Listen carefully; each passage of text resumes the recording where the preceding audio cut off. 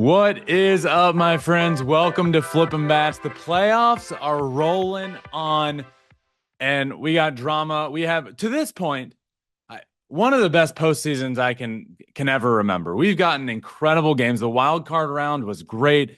First couple games of this round have been incredible. Dodgers Padres has tons of drama. Fans in the stands there throwing things at players on the field. The players getting fired up. We're going to talk all about that. Phil's Mets has been incredible as well. One of probably the best games so far of the postseason comes in game 2 in Philadelphia.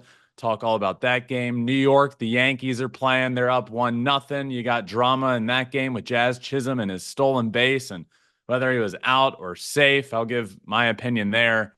There's a lot happening, and we're going to talk all about it. Let's start with Dodgers Padres. Was their game 1. First game, postseason NLDS game 1 was there with Elizabeth. Was so much fun. Was a great time. Saw Shohei's first ever postseason home run, which was huge. Dodgers end up winning game 1, go down 3-0 early, and then that Shohei homer. The place was literally shaking. And the conversation coming in, because obviously I've said it a lot lately, legacy is built in October, and we see a lot of players that aren't doing their legacy any favor. You know, Mookie's not playing great. Judge with the Yankees not playing great. We'll talk about that a little bit later. But the conversation to Shohei becomes, well, this is his first ever postseason game. How's he going to perform in October? And he answered that pretty quickly. Phenomenal first game. Truly, what a first game. Huge homer when they needed it the most. Down 3-0 early. Shohei comes up and just crushes that ball. Stadium literally shaking.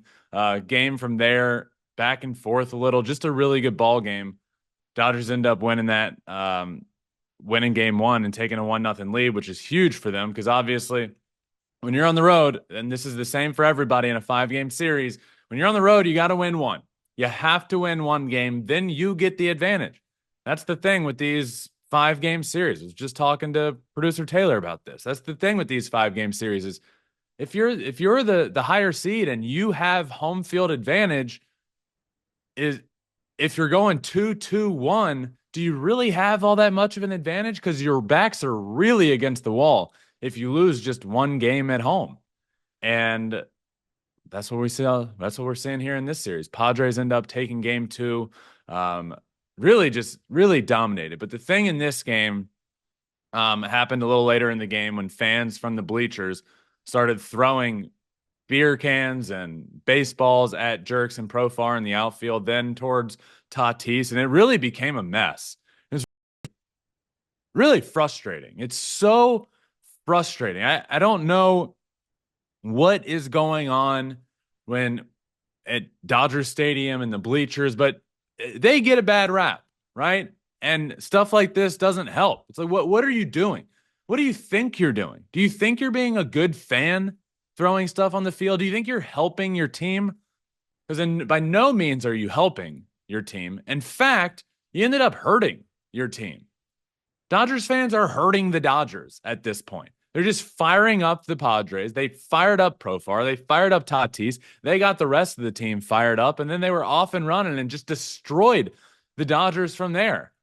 I blame every single fan in the outfield that was throwing something at the players. It's an absolute joke. It's ridiculous. It's frustrating. I hate watching it.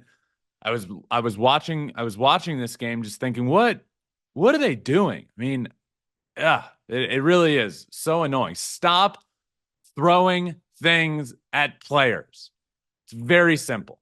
You know what's not going to happen down in San Diego? They're not going to throw stuff at Dodgers players. They're not. And I don't get why Dodgers fans feel like it's their right to throw something, to hurt the opposing team. What a joke. Get over yourselves. Stop throwing things at players. So annoying. So from there, it was off and run. The Padres just teed off on that Dodger bullpen, as I imagine would be a big factor here. The Dodgers bullpen not been good. Higashioka hits the homer. Tatis hits another homer. Tatis is just destroying the baseball right now. Dodger Stadium needs to build a statue for Fernando Tatis Jr. That's how good he is there. He owns Dodger Stadium. In these playoffs, Tatis is hitting .643 with 3 homers and a 2.151 OPS in 14 at-bats. He's destroying the ball. Manny, the homer in game 1 the other night. I look at this series now. It's 1-1 heading to San Diego, where they have by far, and I have no problem saying this, the San Diego Padres have by far the better home field advantage in this series. They're going to go down there. It is going to be so loud. The fans are going to show up on time. It's going to be so loud. And at Dodger Stadium, it just feels like they're hurting the team, right? Like throwing stuff at players. And I think the Padres, it's up there with the Phillies. I think the Padres and the Phillies have the 2 best home field advantages in October. And I think the Padres have a huge home field advantage when it comes to this series specifically. But Tatis absolutely killing the ball. I know I said they should build a statue. They do have a plaque, because they have a plaque of everybody that has hit a homer out of the stadium. So just basically, if it lands or goes over that little wavy overhang they have beyond the bleachers, it's considered hitting it out of the stadium. Tatis is one of those. 467-foot home run back in 2021. So Fernando Tatis Jr. does have a plaque in Dodger Stadium, and he's playing like it. The dude is killing it. On the other side, the Dodgers are not. I had the Padres. I have the Padres winning this series, and I predicted them to win this series because I stepped back, and I ask all of you this question as well, and I think I did. If you're breaking down every portion of these teams, offense, defense, pitching, starting pitching, relief pitching, manager, stadium atmosphere, let's talk about it. Where are you giving the Dodgers the advantage? And if you say offense, that's the one I don't think I can really disagree with you on heading into this series. But starting pitching, give me the Padres. Relief pitching, absolutely, give me the Padres. Stadium atmosphere, home field advantage, give me the Padres. Manager, give me the Padres. So you just start to look at it and say, why are the Dodgers favored? Should they be? The hotter team was arguably the Padres. The better team is arguably the Padres. And the only way that the Dodgers can win the series is because they have the big 3. The big 3 in the lineup. Shohei Ohtani, Mookie Betts, Freddie Freeman. If the Dodgers want to win the World Series, they have to be carried by the big 3. No breaks, no slumps. The big 3 that you are paying, the MVPs lined up back to back to back, have to be those guys. And they're not at all, aside from Shohei. Freddie Freeman, injured, hurt, played game 1, started game 2, had to get taken out with that ankle injury. Was in a walking boot just a couple days ago. And now I'm sitting in the stands at game 1, and I see Freddie Freeman get on base and steal second. And everybody's all pumped up thinking how great that is and how great he must feel. How stupid was that? I don't know whose decision it was. I'm sure it was Freddie's, because they're not going to tell him to steal. That was Freddie's decision. I think it was a bad decision. What are you doing? You have a hurt ankle. And at the time, when I'm sitting there watching, I think, oh, wow, this is great. His ankle must be a lot better than anybody thinks, because he would not be stealing this base. Well, he steals second. He gets up looking like he hurts himself. Then game 2, he has to get taken out because of his ankle injury. Freddie Freeman isn't important to the Dodgers lineup to steal bases. He's important because of those 2 knocks he got in that game, because of how he can drive in Shohei Ohtani and Mookie Betts, and he's one of the best hitters in baseball. That's why Freddie Freeman is important, not to get on first base and then steal second base with a hurt ankle. Freddie, what are you doing, man? Come on. Man, it was really hard to watch him come out of that game because they desperately need him. As I mentioned, they need the big 3, Shohei, Mookie, and Freddie Freeman. Now there's even more question marks about Freddie, because if Freddie Freeman is coming out of a game, Freddie Freeman's Mr. Durability, plays every game. If he's coming out of a playoff game that he started, it's bad. And I promise you that stolen base where his foot hits the bag, and I promise you that didn't do him any favors. So Freddie's not Freddie. Now let's talk Mookie Betts. Mookie Betts has 0 hits this postseason. Just 2 games, right? Mookie Betts had 0 hits last postseason. Mookie Betts is 0 for his last 22, dating back to 2022 in October. The first inning of Game 3 of the 2022 NLDS is the last time Mookie Betts got a postseason hit. And if you want to go even further, because a lot of people are talking about this little stretch he's on now, if you want to go back even further, let's do it.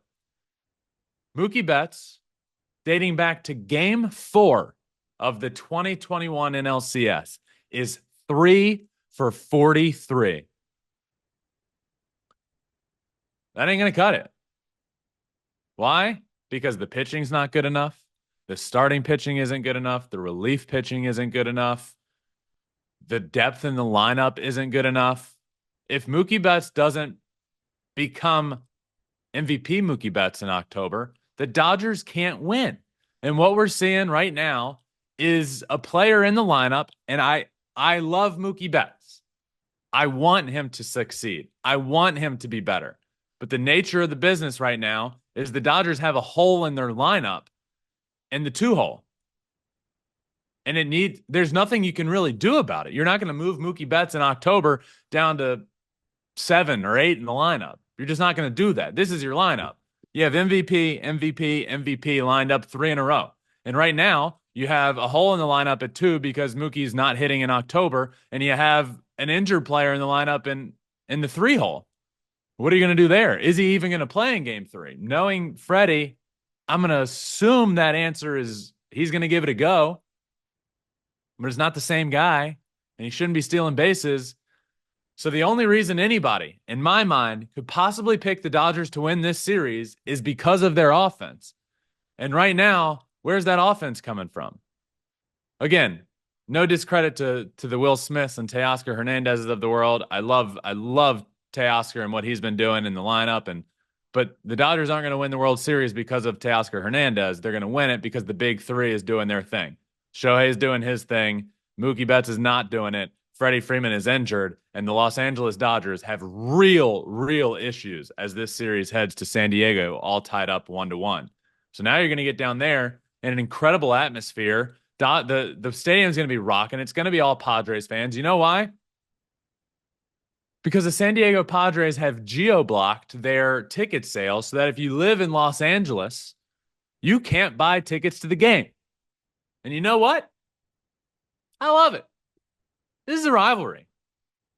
This is a rivalry in October. The fan bases hate each other. Why not? A lot of teams. This isn't this new thing being done. Teams do this, and I love it. Why not? And I'll take it one step further. If I'm San Diego, if I'm the Padres, if I'm the team, if I'm the workers, if I'm security, I don't want Dodgers fans there. You kidding me? We're not going to throw things on the field. Dodgers fans going to come down and start throwing things at players here? And please, before anybody gets mad, I'm not talking to I know the majority of Dodgers fans sitting out there, we're good. And we're probably pissed off at people throwing things. I get it. But by and large, Dodgers fans get a pretty bad reputation. And then when all eyes are on them and things start going haywire and it's not looking good, when you start throwing things at the opposing team, it ain't a good look. So even before this happened, they were geo-blocking Los Angeles from being able to buy tickets. I love it. I love it. I respect it. I think it's going to be loud. This is your home field. This is your home field advantage. Getting back down there and being able to take on your rival and potentially win a series before it even heads back to Los Angeles.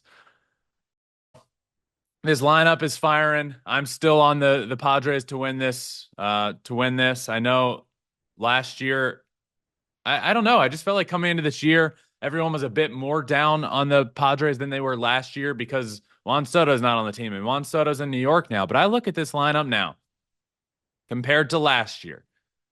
Last year, Manny Machado was out. Tatis was out. Bogarts was out.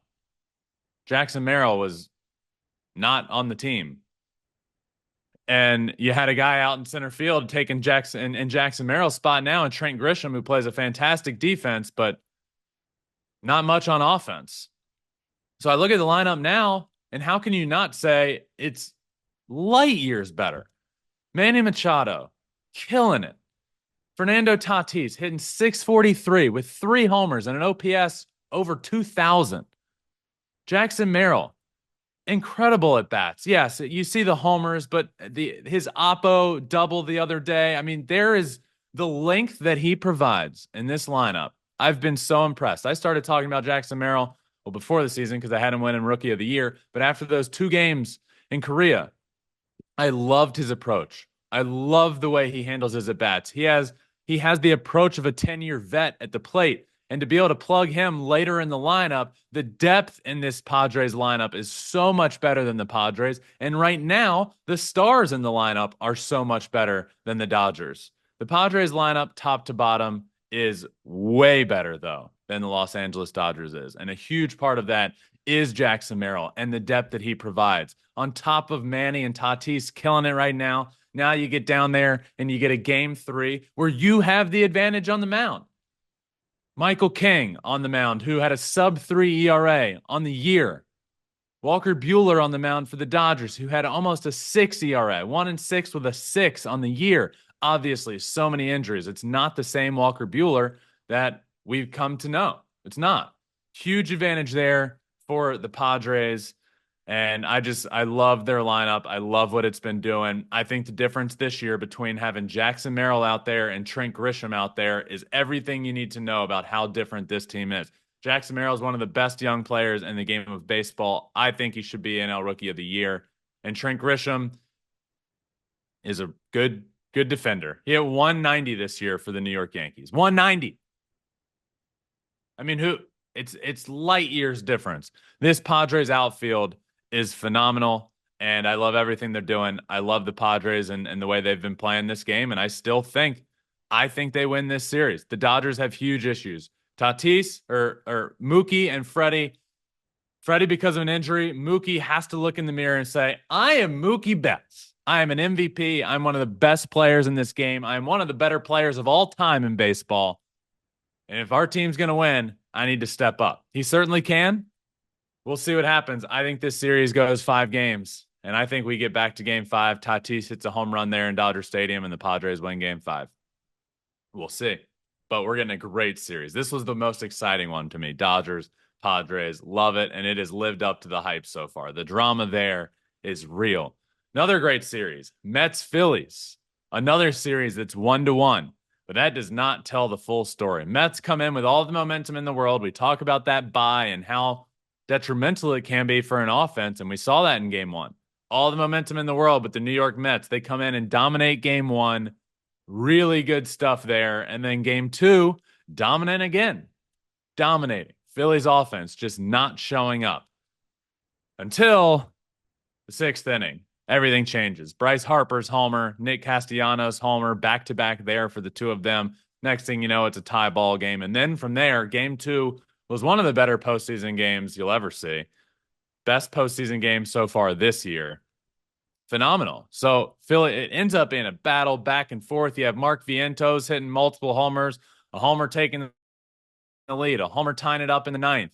Then you have that. So Bryson Stott with runners on 1st and 3rd, huge at bat, ball down the right field line, pulls the ball fair by a couple feet, ends up 2 RBI triple. Very next play, JT Realmuto up at the plate, roll over ground ball to 3rd. Mark Vientos, the hero of the game, really tough play, timing wise. He rushed it. It was going to be bang bang at the plate, but he bobbles the ball, run scores there. You think Phillies are going to take this. Phillies with all the momentum in the world. No, Mark Vientos again, a homer, ties it up in the 9th. Then Nick Castellanos, a hero of the game, with the walk-off in the bottom of the 9th, runs over to his son Liam behind home plate. What a moment that was. They hug, they scream, they do everything you should do after a walk-off. It was awesome. But Harper and Castellanos have shown up. The Phillies offense is here. The New York Mets were 9 outs away. 6th inning, 6, 7, 8, 9. 12 outs away from, in my opinion, winning the series, having all the momentum going into the next round, having another bit of more off time to set up your rotation how you want, everything changed over the course of 4 innings. The Phillies were done. My World Series prediction was done. If they don't win game 2, it's a wrap. Their season is over. They're not going down to New York and winning both games. They just aren't. They saved their season by getting hot. You could almost see, you could feel the first round bye blues. It lifted in the 6th inning of game 2. The offense was anemic. They were doing nothing.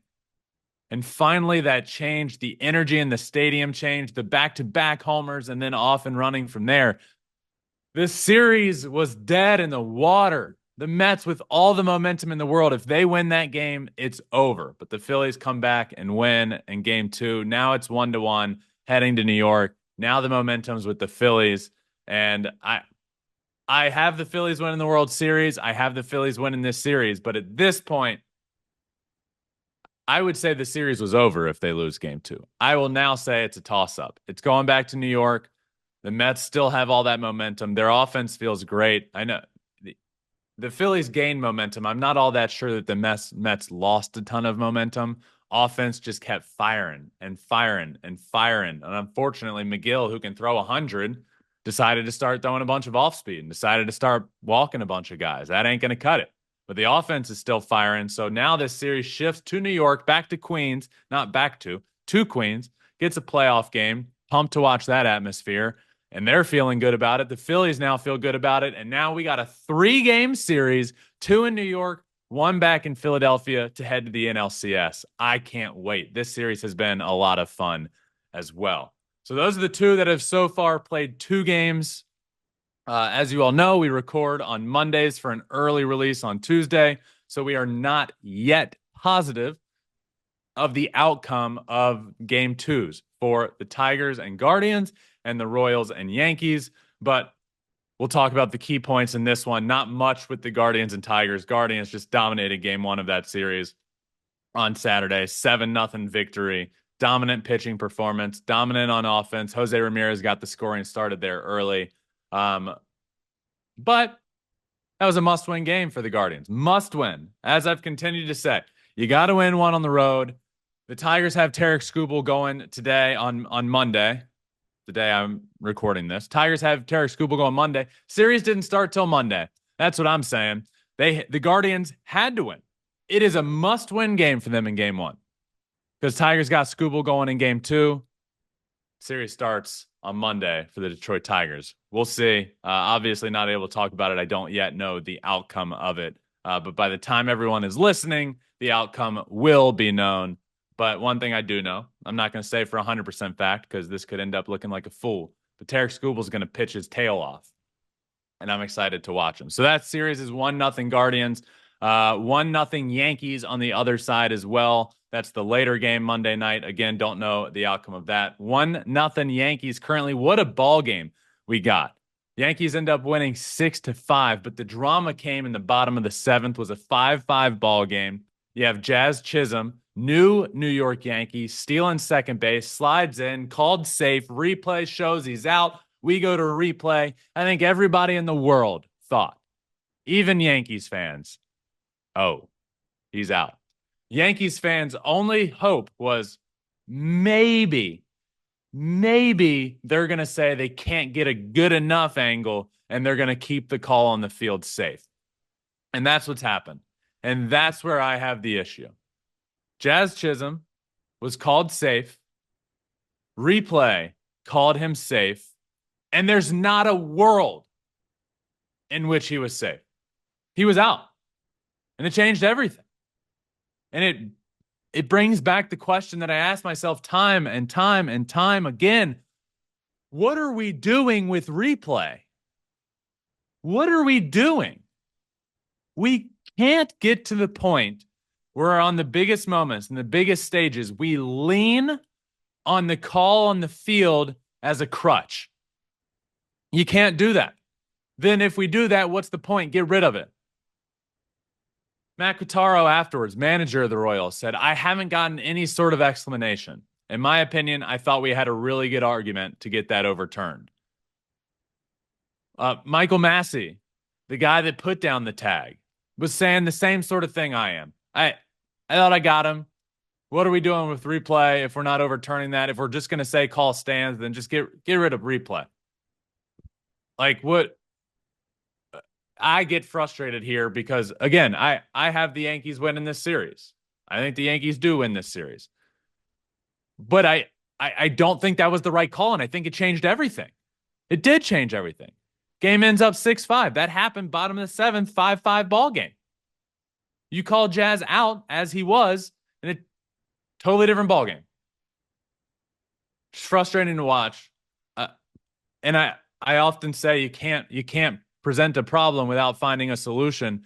I don't know the answers. I would love to hear everybody's thoughts on social media and the comments on YouTube. Think about it right now as I'm talking through it. Leave a comment. Let me know what you think. I think, and there's a lot more to it, and I don't know how exactly you pull it off, but in my mind, in my thought, you send the replay to New York.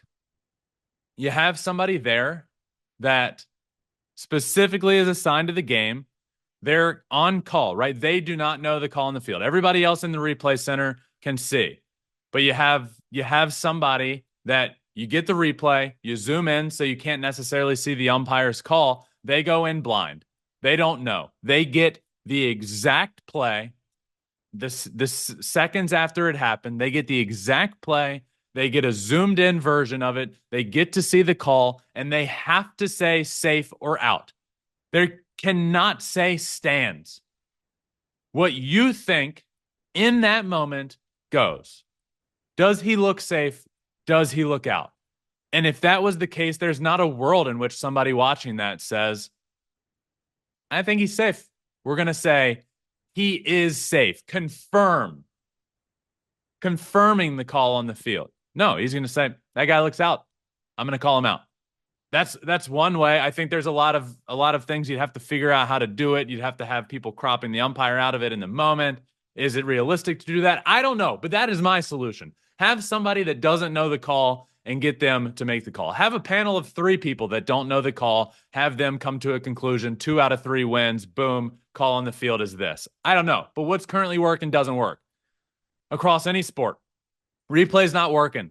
If we're going to lean on stands, the call stands as a crutch, replay isn't working. That call was brutal. Big swinging point in this series. Yankees end up winning 6-5. Now in game 2, you got Reagans and Rodon. Benefit for the Royals there. So a must-win game in game 1 for the New York Yankees. And now you have your guy going on the mound for the Royals against Rodon, who's been good, been bad, hit or miss all year long. We'll see what playoff Carlos Rodon looks like. Rodon's versus Reagans in game 2, benefit Royals. And that brings me to a whole nother discussion here, which is already I don't think the bye is a huge benefit in baseball. I think it benefits pitching. Now, in half of these series, we're splitting up game 1 and game 2. So in the Guardians-Tigers series and in the Yankees-Royals series, we're splitting up game 1 and game 2. So an extra day in there, which already the bye isn't a huge benefit. It benefits the home team's pitching or the higher seeds pitching. So you take away even more of that advantage when you give a day off in between. Now the Tigers are able to get back to Tarek Skubal in game 2 instead of game 3. Now the Royals are able to get back to Reagans in game 2 instead of game 3. So I have my thoughts on these on the format and the dates and all of that stuff. But to me, the bye already is a disadvantage for the hitters. Big advantage for being able to line up your pitching. This just more so takes away that advantage. So we'll see. But now if you're the Yankees, you got to win game 2 because if you can, it's like a broken clock at this point. But if you can win 1 of 2 games on the road, you go back with all the advantage. Now the Royals have Reagans in game 2. They feel good about their chances with him on the mound. And we'll see how that series and that game Monday night shakes out. You all will know by the time listening to this, and I'll talk about it later in the week. Because that does it. That's our updates. Stop throwing things at players. That's the big takeaway here. A lot of takeaways. Mookie's not hitting. Stop throwing things at players. Padres with all the advantage going down to San Diego. Jazz was out at second base. The Tiger series starts Monday because Tarek Skubal's on the mound. A lot of takeaways, a lot of things to talk about. But thank you all for watching and listening. The playoff schedule is a little bit different. More episodes coming out. I'm not exactly sure the days and the dates, but stay following. Make sure you're subscribed wherever you listen to your podcast because it'll tell you when something comes out.